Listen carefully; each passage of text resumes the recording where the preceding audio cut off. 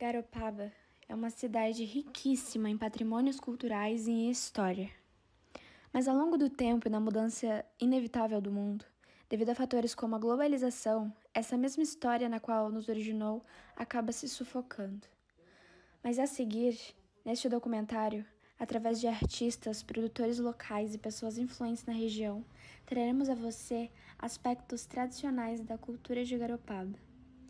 Nossa intenção é que a história do nosso lugar não caia no esquecimento e que a cidade, os barcos, as redes, o mar e os pescadores jamais sejam esquecidos.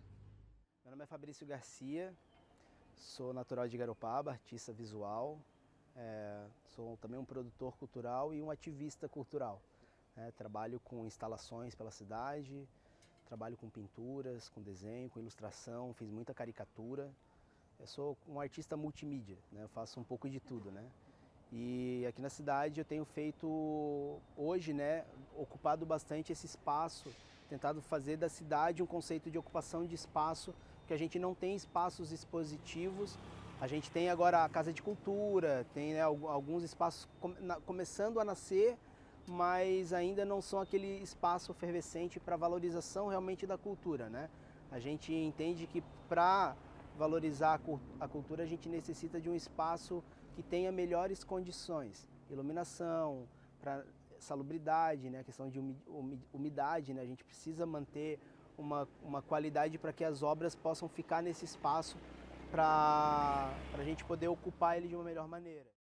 Observando seu filho e o processo artístico dele, você acha que Garopaba e a cidade inspira ele de alguma forma? O trabalho dele é tudo nisso aí, né? Porque pode ver os trabalhos dele Garopaba? que ele faz, é tudo negócio de praia, né? De peixe, tu pode ver os quadros dele, tu não vê quadro assim de outras coisas, né? De outras pinturas. É tudo assim, é peixe. É os peixes, é as pessoas limpando peixe na praia. Ele gosta dos bichinhos, né? Sim. Tudo na praia assim, ele gosta de tirar aquelas fotos assim, né? Bater aqui no nosso rio aqui. Sim. Tem muito bichinho aqui. Tem muito socó, garça. Ele adora, tá sempre, né, tirando as fotos dos bichinhos. E aí, né, fica, né, fazendo aquelas pinturas. E poder mostrar para o público de uma melhor forma.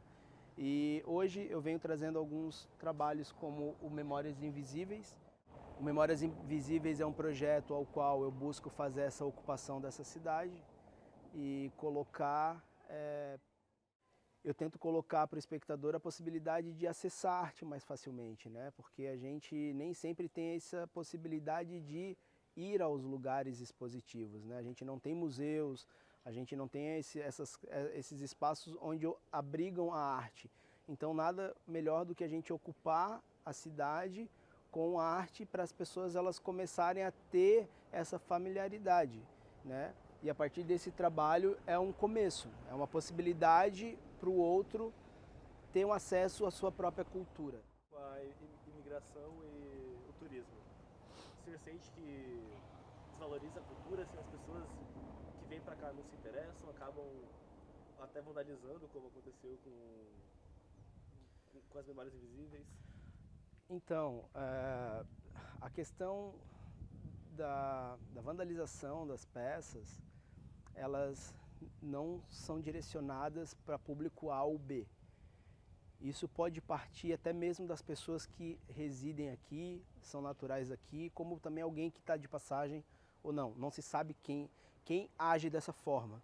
Fato é que a gente precisa educar as pessoas para entender que aquilo ali faz parte delas e elas não podem vandalizar elas mesmas. Né? Porque a cultura, ela é parte dessa cultura, né?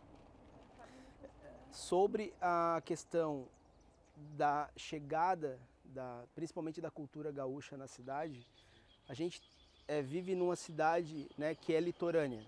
E Santa Catarina, sendo uma cidade litorânea, ela tem uma questão que há uma transitoriedade de culturas e passagens de culturas. E a partir da década de 50, com a implementação da sorianidade, né, que foi uma colocação da implementação da cultura soriana na cidade, na verdade na parte litorânea, porque havia um decréscimo da questão da parte da portuária de Florianópolis, que era a capital, e Florianópolis sendo capital, ela começou a entrar em decadência comparado a municípios como Joinville, Criciúma, que havia outros grupos oriundos da Europa, né? Então tu tinha, por exemplo, grupos italianos, grupos alemães, e aí essa identidade, aquela velha fala, né, que a gente sempre, a síndrome do vira-lata, né? A gente tem que se comparar ao europeu para a gente poder se entender como gente, né? Então se coloca uma identidade açoriana para ser trabalhada uma relação da cultura e a gente implementa aquilo como algo nosso, como a gente sendo aquilo. Só que o que acontece? Isso não cola muito bem. Não cola por quê? Porque a gente já é uma miscigenação. Primeiro que os açorianos já vieram há muito tempo para cá.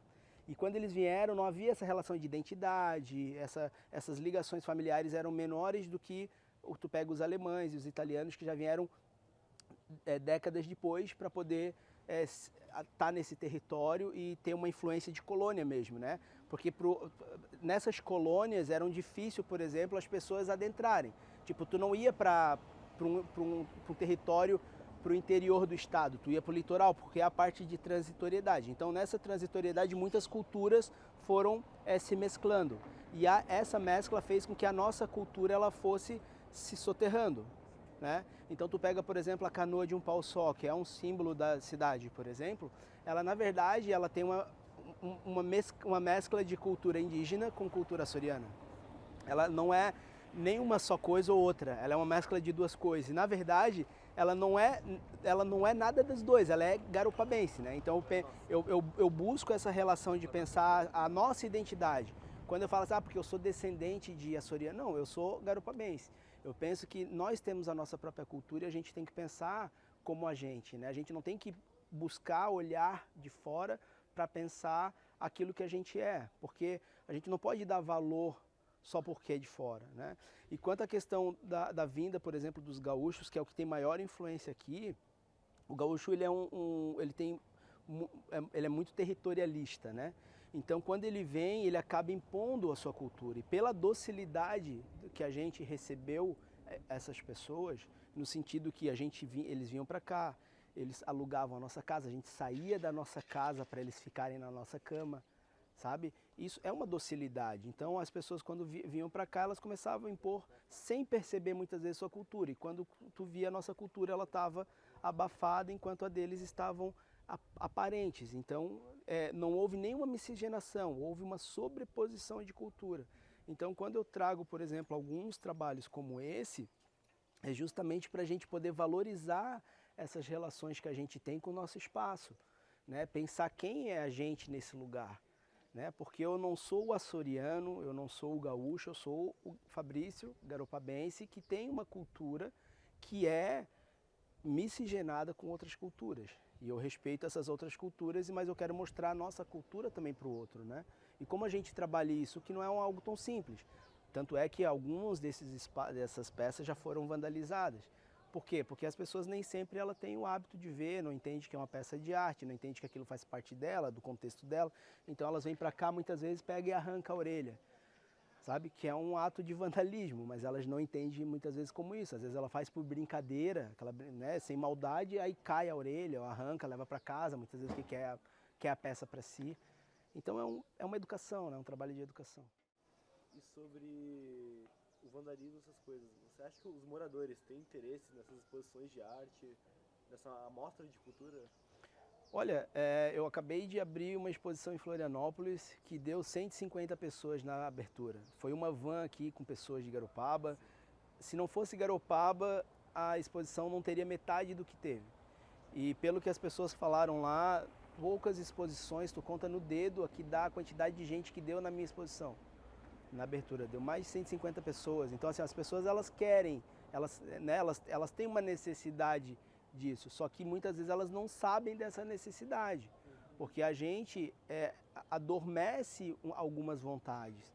Quando você, por exemplo, se eu gosto de cinema, eu não tenho cinema na cidade, eu não vou conseguir ir nesse cinema porque esse cinema não existe. Mas a partir do momento que você bota um cinema, as pessoas elas vão começar a ter esse hábito e muitas vezes conhecer ou aprender a gostar daquilo. E o espaço de arte para para a contemplação da arte é nesse quesito, é para educar as pessoas a olharem esse lugar. Porque um espaço de arte não é... O artista, ele está lá, ele pode vender o seu trabalho, ele pode expor o seu trabalho, mas o espaço de arte que é mais interessante nesse contexto é o espaço de reflexão, que é o que falta muitas vezes, né?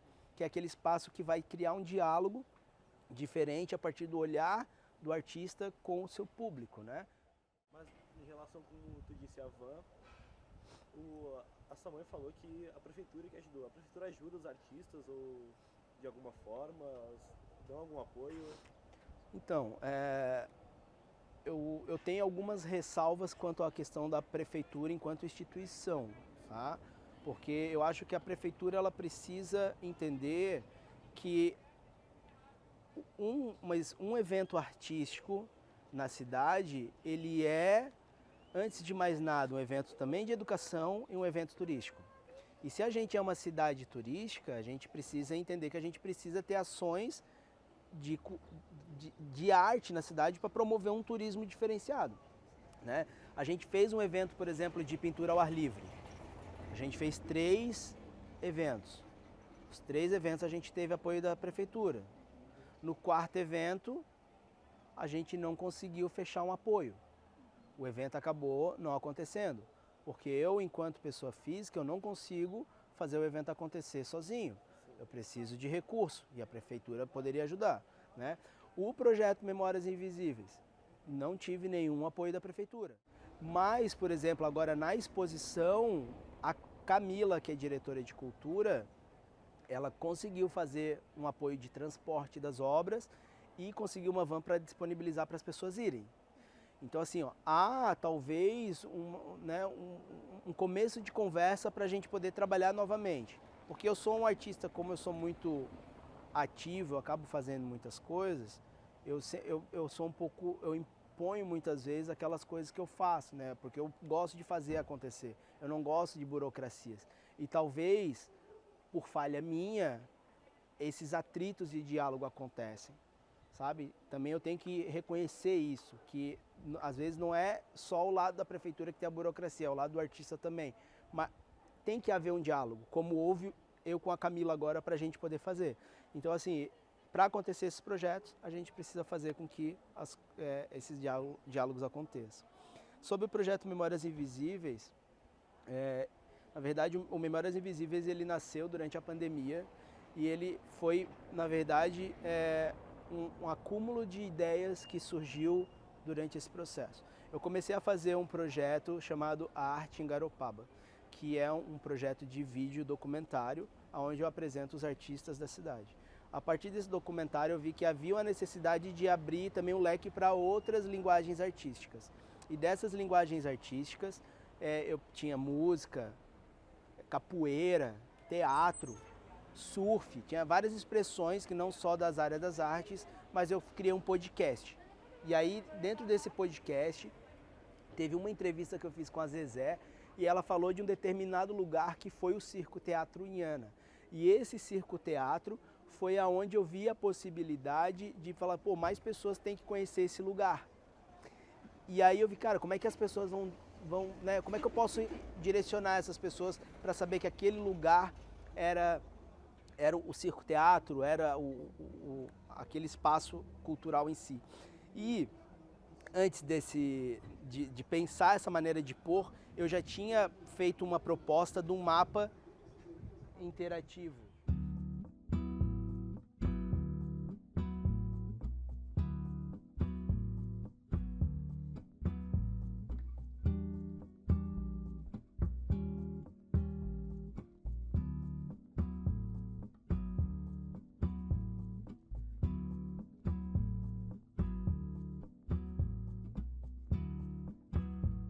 Meu nome é Murilo Terni, né? Sou co-proprietário aqui do restaurante Tasca dos Açores de Garopaba. A gente já teve várias outras atividades voltadas ao turismo, passeios de barco.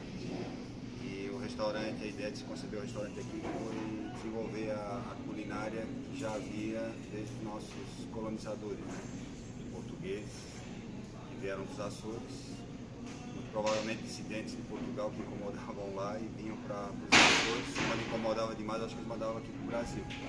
Então, na época da colonização, eles se estabeleceram em todo o litoral. E aqui em Garopaba, né, se for analisar todo o contexto, o desenvolvimento se deu através da caça da baleia. Então, a origem de Garopaba está associada muito à caça da baleia, que aqui se estabeleceu, né, em 1760, uma armação baleeira, mais austral, mais ao sul, conhecida como a armação baleeira de São Joaquim de Garopaba, e a de Nossa Senhora da Conceição, que era mais austral mesmo, ali em Bitu. Então, a armação era tudo que se desenvolvia em torno da caça da baleia, né, e esse auge da temporada de caça ocorria justamente nos meses de inverno, de junho a novembro. Os registros que a gente tem aqui históricos, né, mostram que a evolução da caça ocorreu realmente o auge lá nos anos de 1800 e após isso houve a decadência. Mas se continua a matar baleias em Garopaba, né, e o último registro que a gente tem aqui foi em 1969. Essas caças ocasionais que haviam, né, eram mais para nível de curiosidade, né, dos pescadores em 69, quando foi morta a última baleia, do que explorar realmente a atividade econômica, porque outras fontes como o petróleo, né, se mostraram mais atrativas, aí a caça da baleia foi abandonada. Então hoje ela é protegida e existe uma área de proteção ambiental aqui, a APA da Baleia Franca, e ela aos poucos está voltando a conquistar o seu espaço, né? É uma área de reprodução aqui em Garopaba. No passado essa área ela ia até o Rio de Janeiro, devido à caça excessiva. Ela hoje está aos poucos recuperando o espaço que ela tinha no passado. Então as áreas de reprodução e acasalamento, elas estão voltando as baleias a ocuparem muito timidamente ao longo dos anos, né? E onde Garopaba, a tendência é que a cada ano que passa venham mais e mais baleias para cá. A ideia do restaurante, né, voltando a falar sobre a gastronomia, foi desenvolver um conceito que já havia no passado, que era a culinária açoriana, né, muito focada nos frutos do mar. Então as pessoas que vinham para cá não tinham o que comer, comiam o que tinha, né, os colonizadores. E o que tinha era realmente explorar o peixe, né, os frutos do mar. E no caso a base era o pirão, né, a farinha de mandioca, que realmente era a base da maioria dos pratos da culinária açoriana. Então, né, fica aí também um convite para conhecer a culinária dos nossos antepassados, né, valorizando esse toque português, esse toque açoriano. E a gente espera contribuir, né? Não sei se teria mais alguma pergunta. Os turistas geralmente vêm aqui, eles geralmente pedem focam nos pratos mais típicos ou nos pratos mais gerais, assim? Porque eu ouvi que serve alguns pratos não são para da cultura açoriana. Na verdade, a gastronomia açoriana está associada a frutos do mar, pratos à base de peixe, camarão, mas sempre aparece aqueles que desejam comer um prato à base de carne. Então a gente tem um filé mignon parmegiano, um filé mignon brasileiro, mas realmente o conceito do restaurante foi focar na culinária açoriana, pratos à base de peixe, camarão e a farinha, né, o pirão, né, que acompanha esses pratos, realmente ele é a tônica do conceito. Você pode dar um exemplo tipo, completo dos pratos, alguns pratos que você tem por aqui? Por exemplo, nós temos os pratos à base de camarão, que é o camarão a Garopaba, né? A ideia é de valorizar também o local, onde há um arroz cremoso, né? Palmito e acompanhamentos com peixe, pirão de peixe, salada e os pratos à base de peixe, né? O peixe que a gente trabalha, nós temos o congrio rosa, o linguado, que é um peixe aqui da nossa região, e os pratos da culinária portuguesa, açoriana, né? Os pratos à base de bacalhau, bacalhau à portuguesa, bacalhau, no caso, a Gomes de Sá, bacalhau com natas, o bolinho de bacalhau legítimo, né? Feito com gado de rua, que é o bacalhau legítimo, e também outras outras sobremesas, né, que são da culinária açoriana, por exemplo, o pastel de Belém, o creme brulee também é outra opção. E a gente também procura passar aquela ideia da cultura da culinária açoriana para o pessoal que chega aí. Experimentar os pratos à base de frutos do mar, que é o mais interessante. Você acha que essa cultura mais antiga de Garopaba está se perdendo hoje em dia?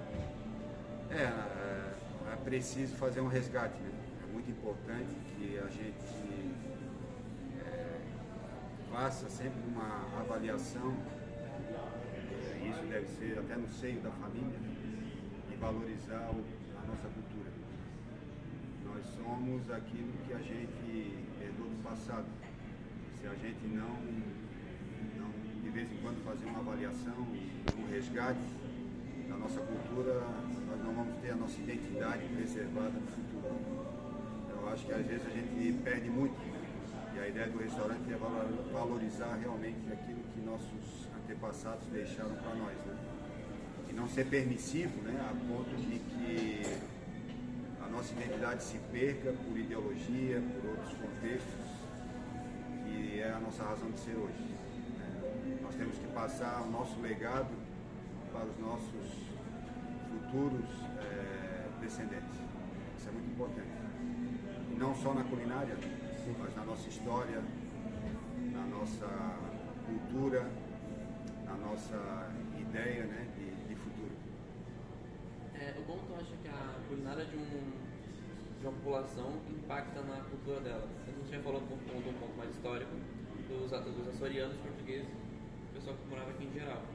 Mas o quanto tu acha que isso foi impactante na cultura deles, na vida deles em geral? Com relação à culinária? Sim. Eu acho que, como qualquer ser vivo, né, ele é o que ele come. Então, muito do que a gente é hoje é fruto do que as nossas famílias nos deram de identidade no seio do almoço e do jantar. Então, a ideia é valorizar isso aí também. As pessoas vêm de fora, principalmente estrangeiros, comem aqui e se surpreendem, né? Para nós pode ser trivial, comer arroz, feijão, pirão, né? Mas gente que vem de fora às vezes se surpreende. Às vezes a gente não dá valor àquilo que a gente tem aqui na nossa cidade. E eu acho que a gastronomia realmente faz parte. Deve ser valorizada, deve ser incentivada, a gente manter essa identidade que faz parte da nossa cultura. Comer um filé de peixe ou um de camarão, valorizar os pratos da terra e passar isso no futuro. É muito importante.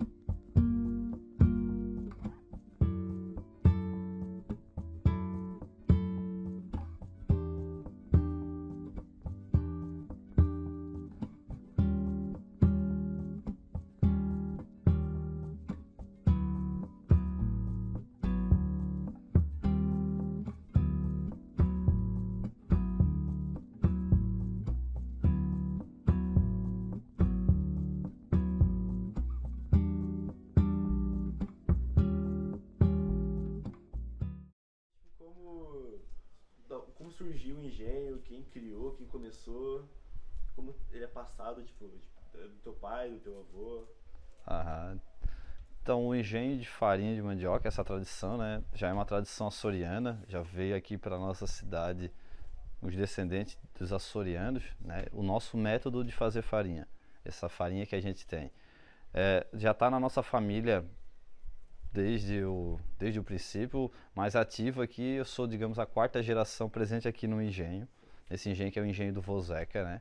O meu bisavô já morava aqui, já era a casa de engenho de farinha de mandioca dele, então ele viveu, fez farinha aqui durante muito tempo, e essa questão da passagem é automática, você vai fazendo, vai nascendo, tendo os filhos, e já vão nascendo, crescendo dentro do engenho, já vai pegando essa rotina de fazer, de ver como faz a farinha, né?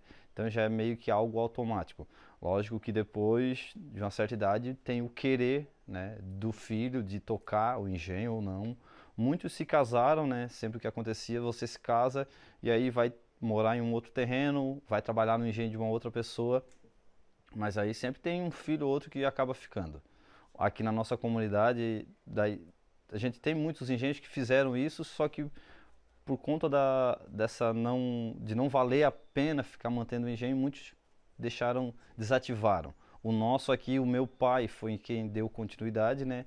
E hoje sou no caso a quarta geração, né, presente aqui no engenho. Estamos eu e meu pai trabalhando fixo aqui, produzindo cachaça e farinha de mandioca. Mas é difícil a concorrência com as fábricas, as grandes produtoras, tipo, a prefeitura dá alguma ajuda para produção local ou deixa por si só? Assim, os engenhos locais que trabalham com esse método de fazer essa farinha de mandioca, nos engenhos é muito particular, cada um é dono da sua farinha. A gente não vende, a gente não tem como fazer essa venda em mercados porque tem uma legislação sanitária que não nos permite produzir a farinha nesse engenho, com toda a nossa estrutura rústica tal, assim, que a gente possa vender. Do jeito açoriano, do jeito... A gente precisa passar por uma mudança que a vigilância sanitária precisa fazer, então descaracteriza muito esse nosso ambiente e o que a gente não quer, a gente quer manter, então a gente faz a nossa venda, a nossa produção aqui e mantém a venda aqui. A questão da prefeitura, hoje a Secretaria de Turismo está trabalhando muito forte em cima dessa manutenção desses engenhos na forma original, como eles são. A questão das fábricas não interfere na nossa venda, porque é um produto diferente. Farinha de mandioca mas o sabor, o jeito de fazer é outro. Então quem quer a nossa farinha de mandioca do nosso jeito, essa farinha mais sequinha, mais artesanal, vai atrás desses engenhos tradicionais, né, que aqui na cidade de Garopaba, se eu não me engano, são 34 ainda que estão ativos, trabalhando. Então tem bastante engenho, ainda a produção da farinha de mandioca ainda é muito forte, você encontra a farinha facilmente. Então essa questão das grandes indústrias não interfere, a gente não tenta nem em nenhum momento competir com eles. É justamente ao contrário, a gente quer manter a produção artesanal, uma produção pequena e com um produto de qualidade, diferente de querer produzir em grande escala para fazer preço. A gente quer manter a tradição.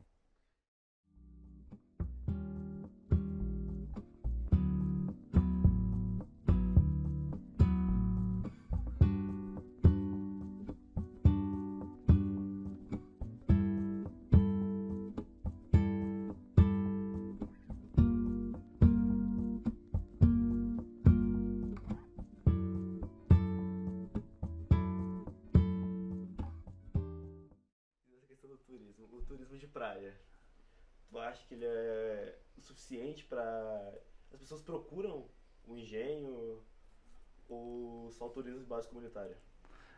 Então, hoje o nosso turismo da cidade, né, a gente tem muito esse turismo voltado principalmente para as praias, mas de uns 2 anos para cá tem se trabalhado muito com o turismo de base comunitária, que é justamente mostrar o que a cidade tem além das praias, que é o que a gente tem aqui o ano todo. Então, engenhos, aqui a gente tem a comunidade quilombola, a gente tem os ranchos de pesca, nós temos trilhas, tudo isso, e tem toda a vida na cidade o ano todo, não só nesses 60 dias de verão.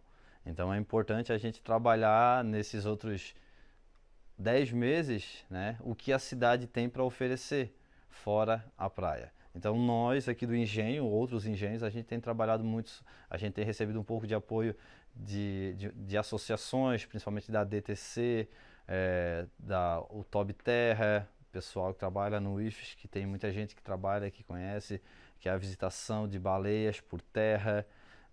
Aí a parte de turismo de base comunitária trabalham muito com as trilhas, a integração entre as comunidades. Então a gente tem conseguido fazer, a Secretaria de Turismo está empenhada, né, em fazer uma melhor divulgação sobre esse trabalho, e a gente já tem conseguido colher frutos desse trabalho que tem sido feito, né? Hoje já tem muita gente que visita a cidade durante todo o ano, não só no verão. O aumento na cidade, assim, de 2 anos para cá foi enorme. Muita gente veio morar aqui por conta da pandemia, ficou morando e aumentou muito o movimento da cidade. Fez a cidade crescer muito. Então precisa agora a gente que está aqui se adaptar a isso, né? E melhorar, fazer com que tenha mais atrativos no inverno, fora esse turismo de praia. Então, mas a galera já está começando a enxergar isso. E na tua opinião, o engenho é algo tipo importante para a cultura de Garopaba, algo muito necessário? É extremamente necessário. Hoje na cidade, a cidade está voltada muito para, digamos, para especulação imobiliária, para venda de terras. Então, o que a gente tem que tomar cuidado é a gente tem que usar um pouco da cultura local, né, para tentar entrar como uma resistência, para tentar manter o que a gente tem ainda, porque se a gente der uma afrouxada e um engenho fecha, o outro fecha, não é mais engenho, daqui a pouco vende a terra, ali já teve um engenho, não tem mais.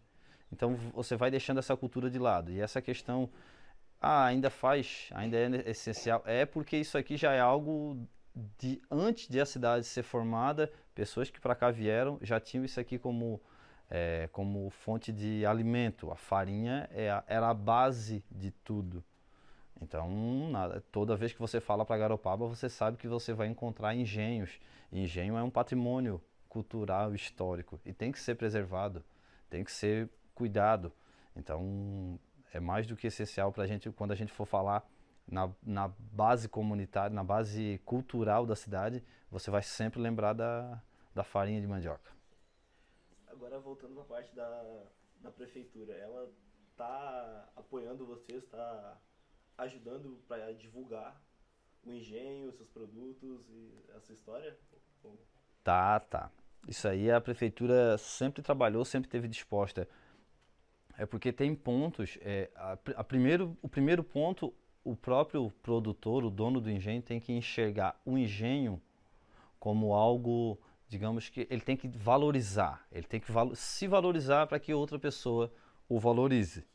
Então, a gente começou a abrir os olhos, né, de todos os produtores para que possam manter os engenhos ativos e que hoje isso vale a pena, tem uma renda, isso consegue render um dinheiro extra, você consegue se manter com o engenho.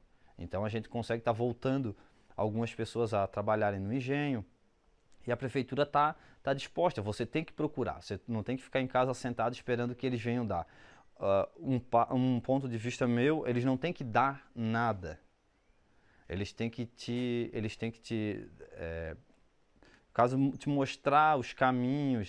Você pode usar isso, fazer um curso, especializar, tem que mostrar como é que você pode trabalhar. Se você quer vender, pode facilitar os caminhos, mas não é o trabalho da prefeitura dar ou querer manter os engenhos. Você pode abrir uma linha de crédito, buscar, às vezes, quer reformar, busca alguma coisa, mas não é o trabalho da prefeitura ficar mantendo, porque se a prefeitura vem, reforma um engenho, o outro vai querer reformar, mas vai ficar mantendo, trabalhando? Tem que ter a base é a pessoa disposta para querer trabalhar. O nosso engenho está trabalhando, mas porque eu e meu pai nós estamos trabalhando. Não adianta o engenho estar todo reformado se não tem ninguém trabalhando, não tem vida nele. Então precisa ter a primeira consciência das pessoas de querer trabalhar nele, para depois sim você, vamos reformar, vamos trabalhar. Então nesse ponto sim, a prefeitura está disposta. Hoje nesse final de semana eles estão na Festoures, que é em Gramado, né, uma feira de turismo maior da América do Sul. Eles estão lá com o stand próprio de Garopaba, justamente para mostrar o que Garopaba tem além do turismo de praia. Eles estão lá esse final de semana mostrando toda essa parte cultural, tudo o que a cidade pode oferecer durante todo o ano. Então eles estão tentando, mas estão dispostos a fazer, mas precisa as pessoas, o local, se adequar, né, se adaptar e querer também.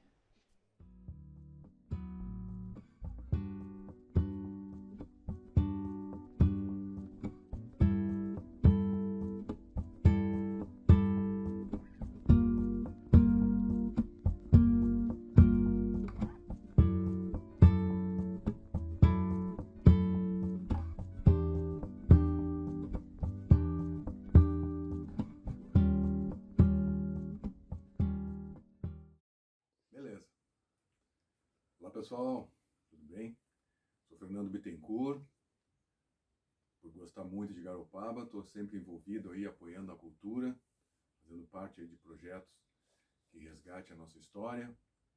Tem livros publicados, enfim, fazendo o que eu gosto dentro do que eu posso. Beleza? O senhor sente que a cultura de Garopaba ela começou a ter menos valor com o passar desses últimos anos? Bom, acho que para falar sobre isso, a gente tem que entender que a cultura não é algo estático, né? A cultura, ela é mutante. Então, a cada momento, né, a cada interferência, ela está se adaptando, né? E aí, como Garopaba é uma cidade turística, né, sempre vai sofrer influências, né, de novas tradições, novas culturas, né, novos costumes, outros tipos de música, outros tipos de rotinas, né? Então, sempre está mudando e se adaptando. Assim, da mesma maneira, quando os açorianos chegaram aqui e encontraram a cultura guarani, né? E aí mesclaram e surgiu aí a nossa cultura, para dizer assim, né? Cultura de base açoriana aqui do litoral de Santa Catarina. Então, essas fusões aí, né? E essas mutações é que vão transformando a cultura e fazendo o que ela é sempre no presente. Eu acho que é isso, é a forma que eu entendo, né? Como fazer cultura. Você acredita que essa leve perda, uma perda cultural que foi dada por alguns, acho que veio por causa do turismo, da grande quantidade de pessoas que migraram de outros estados para cá? Então, como eu já falei, né, a cultura ela é sempre mutante, né, ela está sempre se adaptando. Como, né, como Garopaba é uma cidade turística, um polo turístico bastante expressivo, né, trazem nas suas características assim, uma dinâmica muito intensa, né, principalmente que envolve aí o surf, né, envolve os esportes de natureza, enfim, ela é muito ativa, então faz com que as tradições, né, básicas do lugar e também a cultura do lugar acabe se adaptando e procurando muitas vezes o seu jeito assim mais no interior, né, algumas comunidades que ainda, né, que estão fora às vezes do grande fluxo, né, turístico do centro da cidade, consigam ainda manter um pouco dessas tradições dessa cultura. Mas eu não digo que seria uma perda, né? Seria uma transformação mesmo natural da cultura por interferência de outros costumes e outras tradições, enfim, né? Outras maneiras de se ver a vida. Uhum. O senhor tem alguma ideia do que, tipo, a própria prefeitura de Garopaba, até os mesmos moradores, alguns próprios moradores de Garopaba, poderiam fazer isso para apresentar essa cultura para o pessoal mais de fora em si, ou resgatar, entre aspas, tipo, mostrar mais ela em si? Bom, isso é de cada um, né? Eu creio que se o próprio pessoal que pratica, né, continua, beleza. Transformar isso num espetáculo, ou em alguma apresentação, ou numa exposição, sei lá, enfim, todas as outras formas que possam se manifestar, né, principalmente as tradições, né, a cestaria, a cerâmica, um pouco do folclore, né, a pesca, a agricultura, os engenhos de farinha, né, então, enfim, todos esses saber fazer, né, da comunidade, se ela entender que isso tem que ser mostrado, eu creio que nós temos já em Garopaba um grande número de pessoas, de artistas, de músicos, né, de pessoas que podem trazer à luz, né, esses movimentos, né, porque a comunidade em si ela só pratica, né, ela não faz disso um espetáculo, né, então teríamos que entender como a gente pode dar à luz, né, e trazer essas manifestações, né, para conhecimento de todos. Eu acho bem interessante, porque é muito legal a cultura e as tradições de Garopaba. Vale a pena.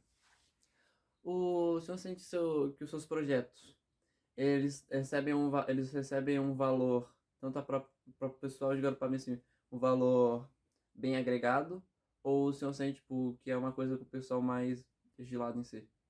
Principalmente projetos que envolvem muita cultura. Pois é, eu pessoalmente eu faço o meu trabalho, as minhas pesquisas, né, a minha busca, né, porque para quem não sabe eu sou um historiador leigo e eu faço o que eu gosto, né? Então eu vou para campo, vou pesquisar, vou me aprofundar, porque sempre entendi aquela máxima que você precisa conhecer para amar, né? Então, como eu gosto muito de Garopaba, então eu quero conhecer ela. E quanto mais eu conheço ela, mais eu quero conhecer, porque aí vai se desvendando assim características muito interessantes de estar vivendo aqui nesse lugar, nesse momento, né, nesse tempo. É muito bom. Como é que surgiu essa vontade de fazer esse projeto, essa ideia? Qual foi, tipo, o que deu esse ápice em si? E o que te incentivou a continuar? Bom, na verdade, nós conhecemos Garopaba como o nosso lugar de lazer, né? De momentos de família, enfim, de passar férias, de viver, vamos dizer assim, em alegria, né? Em felicidade naquele momento de estar aqui, né? E até que nós resolvemos vir morar. E aí, no momento que a gente veio morar, que eu trouxe meus filhos, né, minha família para morar aqui em Garopaba, eu entendi assim que eu precisaria conhecer esse lugar que eu estava escolhendo para criar meus filhos, né, viver com a minha família. E aí, então, a partir daí que eu comecei a pesquisar e a conhecer, e eu vi assim que tinha pouca informação, né, sobre toda a intensidade, todo esse conteúdo, né, da cultura e da história desse lugar. Estava disperso em vários livros, né, em outras pesquisas, enfim, e aí eu achei melhor reunir isso tudo num conteúdo só, né, num livro só. E aí foi daí que começou as pesquisas e o trabalho, e aí fui reunindo todo esse material e fui gostando de Garopaba e gostando do que eu estava fazendo, e assim eu dei continuidade e faço até hoje. Sou um apoiador da cultura, né, entendo ela como uma maneira muito importante assim de dar personalidade e dar segurança, né, para o lugar, é que suas tradições e sua cultura sejam principalmente respeitadas. E aí, a partir do Arte em Garopaba, eu fiz um outro podcast para contemplar também outras linguagens. Linguagens artísticas, expressivas, capoeira, dança, música, teatro. E aí, a partir de uma das entrevistas do podcast com a Zezé, ela me comentou sobre um fato que o Circo Teatro Inhana era em um determinado local da cidade. E aí eu fiquei pensando, né, maturei aquela ideia que outras pessoas tinham que saber desse lugar, né, que esse lugar era um fato específico da cultura em Garopaba. Que a gente já teve cinema em Garopaba, a gente já teve museu em Garopaba, a gente não tem nada disso hoje, mas a gente já teve. E aí eu comecei a coletar isso, e aí o som começou a entrar mais no meu trabalho também, por conta do podcast. E aí eu acabei criando esse protótipo do Memórias Invisíveis, que é essa, né, a orelhinha, que não é uma novidade na história da arte, as pessoas usarem orelha, mas a grande sacada aí eu acho que foi usar o QR Code junto. E é um trabalho muito minimalista, porque ele não tem o meu nome, ali não é para mostrar, olha, do artista tal, não. É um trabalho coletivo. O fato dali é um trabalho em conjunto com a pessoa que está falando, tanto que ela fala o nome dela no final da narração. Então, é trazer o outro, né? Esse invisibilizado, né? Porque eu tenho trabalhado muito com essa relação, né? Como trazer essas questões de apagamento para o nosso entorno, né? Para o nosso cotidiano, porque a gente invisibiliza muito o outro. A gente deixa de ver muitas coisas, e a partir do momento que tu deixa de ver, tu torna as pessoas invisíveis diante de ti. E querer trazer essas pessoas para si eu acho bem importante, assim, como proposta, né? E aí esses espaços, eles são ocupados de uma forma que são contadas histórias referentes àquele lugar ou àquele contexto, né? Por exemplo, a gente tem em torno de 15 pontos espalhados pela cidade. E aí a gente tem, por exemplo, aqui na praia, a gente tem 3 pontos, uma memória do Bernardo de 3 anos, uma do seu Quincas, que tá com 80 e poucos, que caçava baleia. Tipo, o Bernardo fala dele dando um timbum aqui no mar. E o seu Quincas fala de como eles matavam baleia. Então há esse contraste, né, de ingenuidade e sobrevivência. E tem, por exemplo, uma questão da Fatinha fazendo uma poesia também sobre o mar. Então a gente tem essa mescla de sensibilidades, né? A gente tem também um ponto um pouco mais à frente ali na servidão do deck do baú, que é um trecho do livro Barba Ensopada de Sangue, narrada pelo próprio autor, o Daniel Galera. Então são essas questões, porque Uma das coisas também que eu fiquei pensando quando eu trago essas questões da poesia, da narração de um livro, muitas vezes ela pode se contrapor àquilo que eu proponho de trazer, por exemplo, uma memória do lugar. Mas a experiência, ela é uma coisa que, ao ser narrada, ela já não é mais a experiência em si. Isso é uma fala do Walter Benjamin, né? Ela já é uma outra experiência. Então toda história narrada, ela no fundo ela se torna uma certa ficção, porque ela já está sendo narrada pela tua interpretação sobre ela. Então todas essas histórias elas podem ser pensadas como ficção ou não, né? Porque não são, a maioria delas, né? Elas não são ficções, são experiências reais, mas que já têm camadas de anos de experiências que aconteceu aquilo e são contadas e recontadas. E ao ser recontadas, elas já se transformam em outra coisa, né? Então são essas experiências que a gente tenta trazer, né? Como que a gente pode tocar o outro através da arte? E talvez a partir dessas experiências sonoras, a pessoa ela pode entender o valor da sua própria cultura. Olha, eu acho que há um primeiro passo para um entendimento de valorização da cultura com a Casa de Cultura. Eu sou muito crítico por determinadas coisas, porque eu sou uma pessoa que vive da arte e eu sou um sobrevivente da cultura. Então, eu brinco que eu não peço um tapete vermelho, mas eu não reclamaria se houvesse um. Eu não peço que tenha uma goteira em cima do meu trabalho, que tenha o sal do mar pegando direto. Eu peço respeito. É isso que a gente pede, respeito. Porque você é um trabalhador e você tem que ter dignidade. Então eu acho que o primeiro passo para que a cultura seja vista é o próprio sistema público entender o valor da sua cultura. Não é botando, por exemplo, uma estátua da liberdade, não é botando o Cristo Redentor, não é botando um laçador gaúcho que a gente vai estar primordialmente valorizando algo aqui, né? Por exemplo, né, a gente tem aqui um local que havia caça de baleia, que hoje é proibido, felizmente é proibido, mas poderia ter um monumento a essa relação para entender o que era a gente. Algo que conte a história.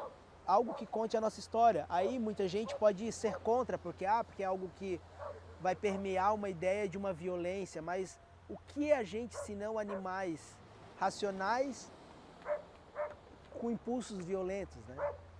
Então acho que a gente precisa entender o que é a gente, antes de mais nada, e para isso a gente tem que ter esses espaços de conversa. A gente precisa saber conversar, porque a partir do momento que tu vê um pescador limpando um peixe, fazendo uma rede, o pessoal limpando mandioca, um carro de boi passando, tudo isso é a gente mesmo. Só que a gente precisa valorizar isso, né? A gente precisa ter incentivo para que esses espaços, esses espaços de diálogos, eles estejam à disposição. E a Casa de Cultura eu acho que dá esse primeiro passo. Só que é aquela coisa, é uma coisa que quando aglomera muita coisa, ela começa a deixar de ser funcional, entendeu? Porque há um interesse em fazer de uma ou outra pessoa, mas o que gere a cidade ainda não coube a entender a importância disso, porque pensar cultura é pensar o turismo, essencialmente. Se tu quer pensar, por exemplo, o turista ele não vem para cá para querer comer o McDonald's. Ele quer vir para cá para comer uma ova de tainha com farinha, sabe? Porque isso é a gente, sim. Sabe? Ele não quer vir para cá. As pessoas muitas vezes olham, limpando peixe, o cheiro do peixe. Para o turista é algo novo, é uma experiência. Então a gente tem que vender a experiência de ser Garopaba e não vender uma experiência falsa e criar uma coxa de retalho, que é muitas vezes o que a gente vê. Por exemplo, transformar o centro histórico em, sabe, numa cidade, como eu já ouvi falar, eu tinha um ateliê na rua do centro histórico, e o pessoal poderia pintar as casas aqui para lembrar o Pelourinho, para lembrar Paraty, né? E a cidade sempre bate na mesma tecla de fazer coisas que tem em Gramado, que não tem nada a ver com a cidade, trazer uma carreta furacão. O que é carreta furacão? não agrega nada para a nossa cidade, sabe? A gente poderia ter, por exemplo, sei lá, brinca, faz o Papai Noel nosso ser um Papai Noel caiçara, vindo de barco, em vez de um saco, ele com uma rede cheia de presente. Por que não? Fazer no carnaval, em vez de fazer um trio elétrico, faz um carro de boi ali, sabe, diferente. Inventa coisa com as nossas relações, sabe? Como? Não sei, eu não sou a pessoa mais indicada talvez para falar, porque eu vou pensar coisas também que estão dentro do meu contexto, que é uma ilha também. A gente é um monte de ilha, né? Cada um vai entender a sua própria ilha. Eu não sou a pessoa, eu não estou à frente do turismo para pensar o que é melhor, mas eu certamente sei de coisas que não funcionam e que são constantemente, todo ano, colocadas em prática, né? Porque, não sei, talvez por falta de criatividade, talvez por falta de arte na vida das pessoas, é para isso que a gente trabalha, para tentar ampliar um pouco a cabeça dessas pessoas.